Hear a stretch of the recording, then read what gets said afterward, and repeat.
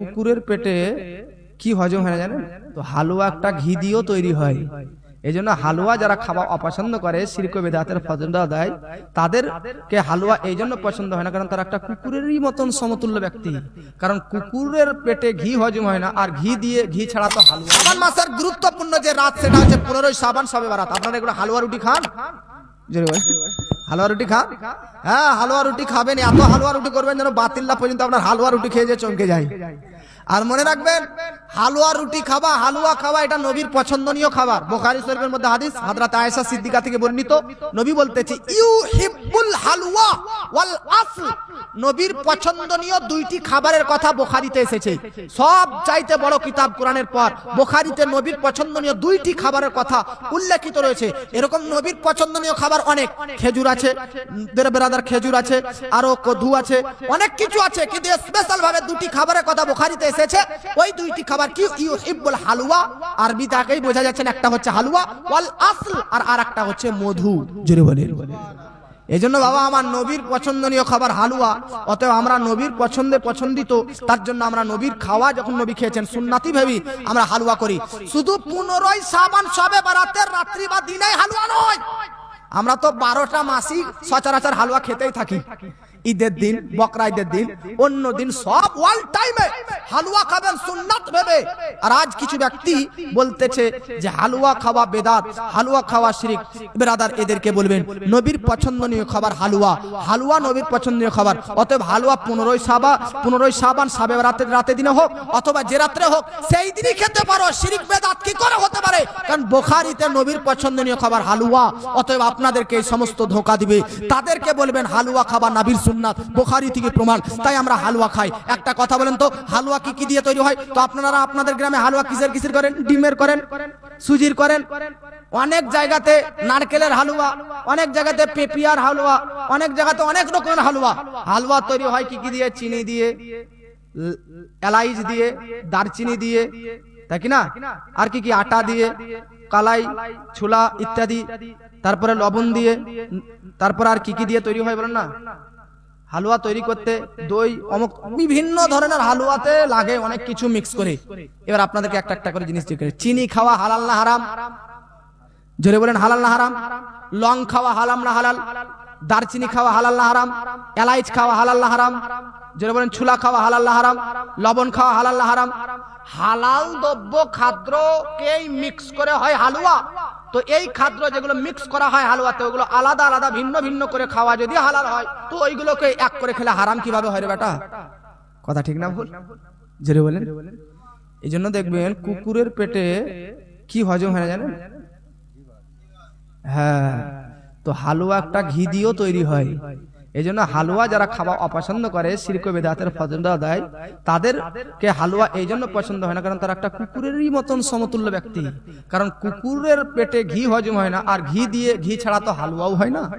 এই জন্য তারা বলতেছে আমরা যেমন হালুয়া খেতে পাই না, তেমন তোদেরকেও হালুয়া খেতে দেবো না বলে শিরক ও বিদআতের ফতোয়া দেয়। কিন্তু আব্বাজি, আপনি 15 শাবান শবে বারাতে হালুয়া রুটি খাবেন, এটা প্রমাণ হলো। কিন্তু আপনি অনেকেই বলে 15 শাবানের কোনো গুরুত্বই নাই। 15 শাবানকে আমরা শবে বারাত বলতেছি, কিন্তু নবী জবানে এটাকে বলা হয় কি জানেন? নিসফে শাবান। কি বলা হয়? নিসফে শাবান, অর্থাৎ শাবান মাসের অর্ধেক। 30 দিনে যদি 1 মাস হয়, তাহলে অর্ধেক করলে কত হবে? জোরে বলেন। আমার নবী বলতেছেন এই 15 শাবান শবে বারাতের রাত্রিতে মদিনা শহরের মধ্যে সব চাইতে বেশি যে সমাজে ছাগল পুষাপুষি হতো, বকরি পুষত, লালিত পালিত করত, ওই সমাজের নাম হচ্ছে বানু কালব। আমার নবী বলতেছে বানু কালব গোত্রের মধ্যে যতটা ছাগল আছে, আর ওই ছাগলের মধ্যে যত কোটি পশম বা লোম আছে, ততটা পরিমাণে শবে বারাতের রাত্রে আল্লাহ জাহান্নামীদেরকে মুক্তি দিয়ে জান্নাতি বানিয়ে দেয়। সুবহানাল্লাহ, সুবহানাল্লাহ। বাবাজি, একটা বকরির গায়ে, একটা ছাগলের শরীরে, বডিতে, দেহতে কতটা লোম পশম থাকে আপনারা কি গুনেছেন? কেউ হাজার হাজার লক্ষ নিযুত মিলিয়ন বিলিয়ন ট্রিলিয়ন অস্ট্রেলিয়ান বেরাদার। তাই অতএব শবে বারাতের রাত্রিতে নবী বলতেছেন ওই রাত্রিতে আল্লাহ জাহান্নামীদেরকে মুক্তি দিয়ে জান্নাতের সার্টিফিকেট প্রদান করেন। হে বাবা, আপনাকে যদি যদি কেউ বলে সালফে সালিহিন কোন বুজুর্গ থেকে এই রাত্রিটা জাগরণ করার কি কোনো দলিল আছে, তাদেরকে বলবে এই শবে বারাতের রাত্রিতে সাইয়্যিদুশ শুহুদা ইমাম হুসাইন রাদিয়াল্লাহু তাআলা আনহুর বড় ভাই ইমাম হাসান মুজতাবা রাদিয়াল্লাহু তাআলা আনহু তিনি এই রাত্রিটাতে 3 ভাগ করতেন। 3 ভাগের মধ্যে প্রথম 1 ভাগে তিনি শুধু দরুদ পাঠ করতেন, দ্বিতীয় ভাগে তিনি তওবা ইস্তেগফার জিকির আজকার করতেন, আর তৃতীয় অংশে রাত্রের তৃতীয় অংশে শেষ অংশে রাত্রের শেষ অংশে তৃতীয় ভাগে হযরত ইমাম হাসান নামাজ পড়তেন। সুবহানাল্লাহ সুবহানাল্লাহ। ইমাম হাসান পর্যন্ত এই শবে বরাতের রাতটাকে 3 ভাগে ভাগ করত, যে 3 ঘন্টা আমি দরুদ পাঠ করব, 3 ঘন্টা আমি জিকির আজকার তাসবিহ তাহলিল করব, আর 3 ঘন্টা নামাজ পড়ব। 3 ত্রিক্ষা 9, অতএব 9 ঘন্টা যদি রাত হয় তো 9 ঘন্টাতে তিনি 3 ভাগ করে 3 রকমের ইবাদত করত। জোরে বলেন সুবহানাল্লাহ। এমন তো আমার নবী বলেছেন যে এই শাবান মাস, আমার নবীজি পুরো শাবান মাসটাতে রোজা রাখতেন। জোরে বলেন কি রাখতেন? ভিডিও দেখবেন সোশ্যাল প্ল্যাটফর্মে, সোশ্যাল মিডিয়াতে, ইন্টারনেটে। একজন বলছে শবে বারাতে যে রাত জাগলো, শবে বারাতে রাত জাগা মানে নাউজুবিল্লাহ বেশ্যাখানায় রাত কাটা এর চাইতে বেশি ভালো। নাউজুবিল্লাহ বলে। তাহলে আপনি ভেবে দেখেছেন এরা কারা? এরা কি হিন্দু? এরা কি কোনো সনাতন ধর্মের? না, এরা মুসলমানই। এরা টুপি পাঞ্জাবি পরে আছে। তো আপনাকে বলতে চাই, এরা টুপি পাঞ্জাবি দাড়ি রেখে শুধু মুসলমানের ছদ্মবেশে আছে।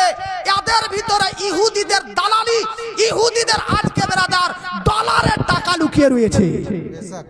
এরা ইহুদিরা পৃথিবীতে সবচাইতে খ্রিস্টান ইহুদি, এরাই মুসলমানের শত্রু। এই ইহুদি খ্রিস্টানরা মুসলমানকে সর্বদা ধ্বংস করতে চায়। এতএব ওই ইহুদি খ্রিস্টানরা ডাইরেক্ট মুসলমানদের সমাজে আসতে পারে না, তাই মুসলমানদেরকে কিছুটা টাকা লোভ দেখিয়ে ডলার খাওয়িয়ে এদেরকে বেরাদার মিল্লাত ইসলামিয়া মুসলমানদের মধ্যে বিভ্রান্ত ফিতনা ফাসাদ দ্বন্দ্ব তৈরি করতে বেরাদার তারাই বেরাদার চাপ দিয়ে থাকে। বলুন নাউজুবিল্লাহ। এজন্য আপনাদেরকে বলি, শবে বারাতের রাত্রেতে আমরা পটাকা ফুটাই না। আমরা যেটা হালাল সেটা হালাল বলি, যেটা হারাম সেটা হারাম বলি, যেটা জায়েজ সেটা জায়েজ, যেটা না জায়েজ সেটা না জায়েজ। শবে বারাতের রাত্রিতে শুধু প্রদীপ জ্বালিয়ে মোমবাতি জ্বালিয়ে রাতটা অতিবাহিত করা ঠিক নয়। শবে বারাতের রাত্রিতে রান্না বান্না করে রাত জাগানো এটাও ঠিক নয়।